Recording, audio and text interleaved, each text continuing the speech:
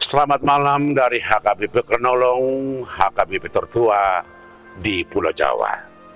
Saudara-saudara yang dikasihi Yesus Kristus, sebelum kita beristirahat malam ini, sejenak kita bersama-sama dengan firman Tuhan dalam renungan malam Salam. Dan mari kita berdoa. Terima kasih Bapa di sorga untuk hari ini, untuk semua anugerah-Mu dan berkat-Mu yang sangat luar biasa menyertai, membimbing, dan memberikan hal yang terbaik bagi hidup kami.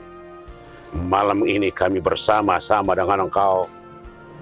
Sejenak sebelum kami beristirahat, biarlah Roh-Mu yang menemani kami, memberkati kami. Terima kasih dalam Kristus Yesus Tuhan kami. Amin. Bapak Ibu Saudara, begitu dunia digital memasuki kehidupan masyarakat, kecepatan dan ketepatan sangat dimungkinkan. Secara sederhana, era digital sangat membantu dan menolong kehidupan, karena dengan teknologi segalanya dipermudah. Tetapi di sisi lain, teknologi itu banyak membuat masalah dan pergumulan. Karena dunia digital sudah memasuki setiap lorong kehidupan di mana saja. Dan ini dimanfaatkan oleh orang-orang yang tidak bertanggung jawab untuk mencelakai orang. Seperti penipuan berbasis online, menguras simpanan bank orang lain dengan aplikasi yang dikirim. Karena itu betapa banyak masalah dan kerugian akibatnya. Itulah sebabnya Paulus mengingatkan jemaat Kolose, sebagaimana dalam renungan kita malam ini, yang kita ambil dari Kolose 2 ayat 1 hingga ayat yang ke-15, dan yang menjadi pembimbing adalah Kolose 2 ayat 8 demikian. Hati-hatilah, supaya jangan ada yang menawan kamu dengan filsafatnya yang kosong dan palsu, menurut ajaran turun-temurun dan roh-roh dunia, tetapi tidak menurut Kristus. Saudara-saudara, pernyataan ini diucapkan Paulus kepada jemaat Kolose agar senantiasa waspada dan terus berhati-hati akan penyesat. Karena penyesatan bisa datang dalam bentuk apapun, baik melalui ajaran, melalui budaya, atau juga melalui ilmu pengetahuan, sebagaimana pada zaman itu para tokoh-tokoh agama membawa umat ke arah yang salah, kepada pemahaman yang dangkal. Akibatnya banyak orang menjadi salah pemahaman, salah mengerti, dan pada gilirannya menjadi permusuhan, mempersalahkan orang, dan masing-masing merasa benar sendiri.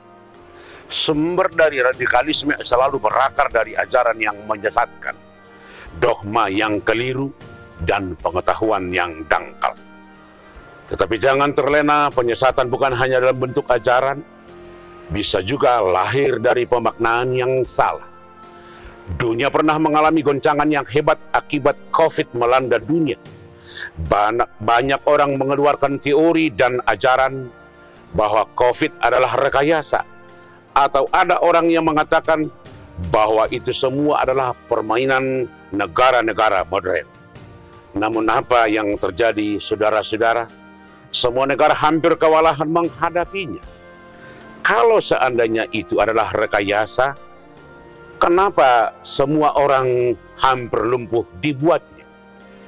Inilah contoh yang sangat menyesatkan, sebab banyak orang terpedaya akibatnya kematian resikonya. Demikian juga dengan berbagai informasi dapat membuat keadaan semakin keruh dan mencekam. Ketika tahun 2012 diisukan kiamat akan terjadi sehubungan dengan penanggalan kalender suku Maya, banyak orang ketakutan, was-was, padahal sampai sekarang aman-aman saja. Saudara-saudara, dari sudut agama juga betapa sering terjadi permusuhan dan pertikaian karena informasi yang menyesatkan. Dunia harus menanggung beberapa kali akibat dari yang sangat mengerikan, seperti terjadinya bom-bom kepada rumah ibadah serta fasilitas lain yang dilakukan oleh orang-orang yang salah paham dan berpikir dangkal.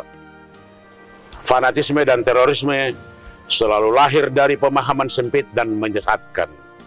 Itulah yang diingatkan oleh Paulus bahwa penyesatan akan selalu ada, sebab iblis tidak akan pernah tenang kalau kebenaran yang menjadi dasar kehidupan.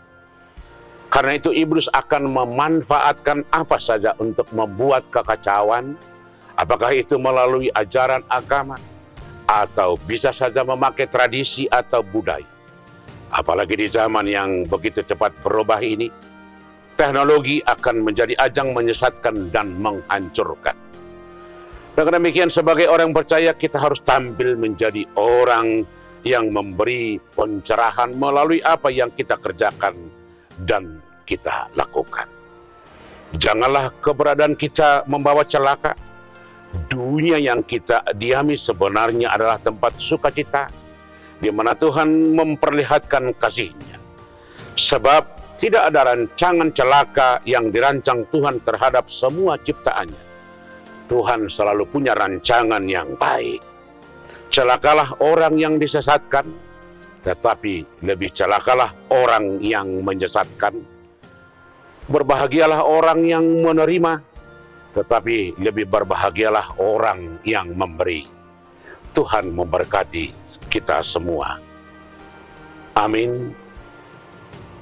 Kita berdoa, anugerah dari Tuhan kita Yesus Kristus, kasih setia dari Allah Bapa, dan persekutuan dengan Roh Kudus kiranya menyertai saudara-saudara sekalian. Amin.